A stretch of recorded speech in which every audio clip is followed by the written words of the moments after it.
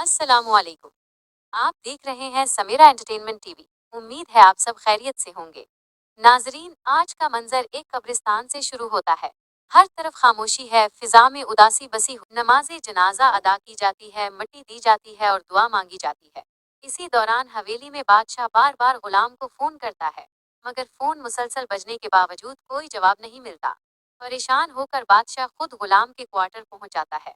वहां लाजू अम्मा से पूछता है, गुलाम कहाँ है?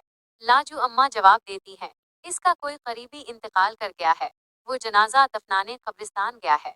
ये सुनकर बादशाह चौंक जाता है और दिल ही दिल में सोचता है कि गुलाम का ऐसा कौन सा अजीज है जिसके बारे में उसे कभी मालूम न हो सका।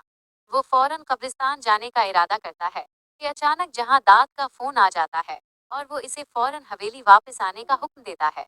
इधर गुलाम आशिक अली को दफनाने के बाद सीधा हवेली पहुंचता है। बादशाह इससे सवाल करता है, तुम किसको दफनाने गए थे?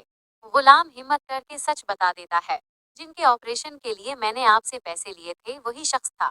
वो ऑपरेशन से पहले ही दुनिया से चला गया।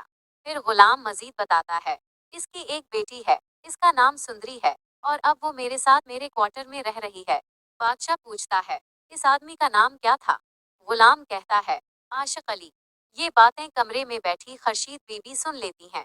जैसे ही आशिक अली का नाम उनके कानों में पड़ता है, उनके कदमों तले जमीन निकल जाती है। 22 साल बाद पहली बार खर्शीद बीबी अपने कमरे से बाहर निकलती हैं और कपकपाती आवाज में पूछती हैं, इसकी बेटी कहाँ है और उसकी कब्र कहाँ है? मुझे फौरन वहां ले चलो। गुलाम और बादशाह दोनों उन्हें इस हालत में देखकर हैरान रह जाते हैं। तीनों कब्रिस्तान पहुंचते हैं। वहां सुंदरी अपने वालिद की कब्र के पास बैठी रो रही होती है। सुंदरी रोते हुए कहती है, अब्बा, आप मुझे अकेला छोड़कर क्यों चले गए? मैं अब किसके सहारे जीऊंगी? खर्शीद बीबी ये मंजर देखते ही टूट जाती हैं। वो दौड़कर सुंदरी को गले लगा लेती हैं और ज़ारो कतार रोने लगती हैं। सुंदरी घबराकर पूछती है, आप कौन हैं? खर्शीद बीबी रोते हुए कहती हैं, मैं तुम्हारी माँ हूँ और आशिक अली मेरे शौहर थे। ये सुनकर गुलाम और बादशाह दोनों सकते में आ जाते हैं। इसी लम्हे बादशाह की नजर सुंदरी पर पड़ती है और उसे याद आता है कि यही वो लड़की है जिसने उसे थप्पड़ मारा था। खर्शीद बीबी सुंदरी को अपने साथ हवेली ले आती हैं। हवेली में दाखिल होते ही जहां दाद सामने आ जाता है, वो सुंदरी को देखते ही गुस्से से आग बबूला हो जाता है और उस पर बंदूक तान देता है। वो चीख कर कहता है, अगर ये लड़की यहाँ रही तो मैं इसे जान से मार दूंगा। खर्शीद बीबी अपनी बेटी के सामने आकर खड़ी हो जाती हैं और कहती हैं, अगर उसे मारना है तो पहले मुझे मारो। ये मंजर देखकर बादशाह आगे बढ़ता है और जहां दाद के हाथ से बंदूक छीन लेता है। बादशाह ऐलान करता है, सुंदरी इसी हवेली में रहेगी और मैं इससे निकाह करना चाहता हूँ।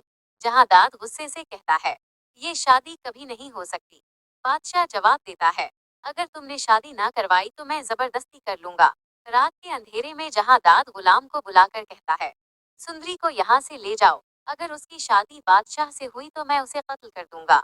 गुलाम ये बात खर्शीद बीबी को बता देता है। खर्शीद बीबी रोते हुए कहती हैं, मेरी बेटी को बचा लो, उसे इस हवेली से दूर ले जाओ। मौका मिलते ही गुलाम सुंदरी को लेकर हवेली से निकल जाता है। जहां दाद फौरन बादशाह के कान भरता है, गुलाम ने धोखा दिया है, वो सुंदरी को भगा ले गया है। अब तुम उसे भूलकर अपनी सियासत पर तवज्जो दो। बादशाह गुस्से से कहता है, मैं सुंदरी को कभी नहीं भूल सकता। वो कसम खाता है, मैं गुलाम को जिंदा नहीं छोड़ूंगा। उसने मेरी सुंदरी को मुझसे दूर करने की हिम्मत कैसे की? अब सवाल ये है, क्या बादशाह वाकई गुलाम को ढूंढ पाएगा? क्या सुंदरी को अपनी हकीकत मालूम हो सकेगी? क्या जहां दाद की चाल कामयाब हो जाएगी? दोस्तों, ये हमारी पेशगोई है, गलत भी हो सकती है। आपको क्या लगता है? कमेंट करके जरूर बताएं। अगर वीडियो पसंद आए तो लाइक करें, चैनल को सब्सक्राइब करें और वीडियो को शेयर करना ना भूलें। अल्लाह हाफ़िज़।